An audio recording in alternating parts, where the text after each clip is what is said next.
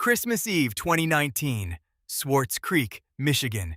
Kevin Bacon was 25 years old, a hairdresser, a college student at the University of Michigan, Flint. His friends described him as someone who would do anything for the people he loved. Loud, funny, generous, always there. He found out someone he didn't want to see would be at the family Christmas dinner, so he decided to skip it. Instead, he went home, opened Grindr, and started talking to a man named Mark Latunski. Around 5 in the evening, he left to meet him. He texted his roommate that he was having fun, that he wasn't sure when he'd be home. He never came home. Mark Latunski was 50 years old, a chemist who had once earned over $100,000 a year. He'd been married twice and had 4 children. On paper, he looked like a man who'd had a hard few years. But Latunski had been diagnosed with severe depression, paranoid schizophrenia, adjustment disorder, and borderline personality disorder.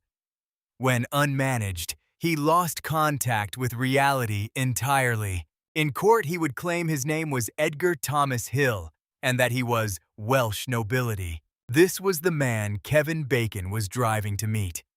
What makes this case harder to sit with is what happened before. In October 2019, 2 months before Kevin's murder, a man traveled from New York to meet Latunski. When he arrived at the farmhouse, Latunski drugged him and chained him in the basement. The man cut himself free with a butcher knife and called 911. Police came. They dropped him at a gas station, with no money and no way home. They did not go inside. No charges were filed. 1 month later, a second man escaped from the same basement. He ran to a neighbor's house covered in blood, screaming. He called 911. In the recording, you can hear him say, "I'm trying to get away from some creepy guy. He had me tied up in his basement." Michigan State Police responded. They treated his injuries. And again, no charges were filed against Mark Latunski. 6 weeks later, Kevin Bacon knocked on his door. On Christmas morning, Kevin didn't show up at his parents' house. His family called. No answer. His roommate told police about the Grindr date. Investigators traced his messages to Latunski. They found Kevin's car at a nearby Family Dollar. Inside, his wallet, his phone, his clothes.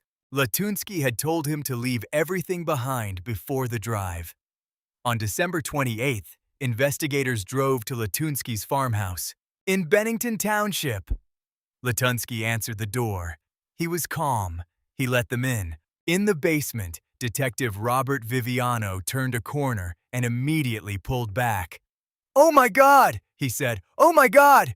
Kevin Bacon's naked body was hanging from the ceiling by his ankles. He had been stabbed in the back and neck. His throat had been slit. His body had been mutilated. Latunski admitted everything.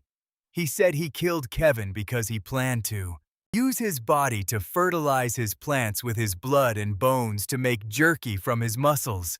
A dehydrating machine he had ordered online was intercepted by the Postal Service just days after the murder. In September 2022, Latunski stood in court and pleaded guilty to open murder and mutilation of a body.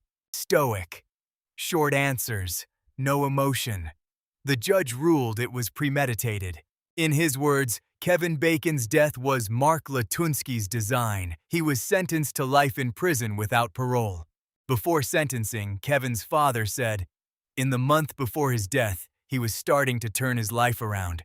He quit the job that was causing him stress. He decided to go back to school. He made plans for the upcoming holidays. For the rest of my days, I will wonder what if. His mother addressed Latunski directly. In your sick, twisted mind, you probably don't think you did anything wrong. 2 men escaped from Mark Latunski's basement in the months before Kevin was killed. Both called 911. Neither triggered an investigation. Kevin Bacon was 25 years old. He had plans for the new year. He loved his family. He left for a date on Christmas Eve. His family spent Christmas Day not knowing where he was, and every Christmas since has never been the same. Follow ScreamIndex. Face the darkest corners of human nature if you dare.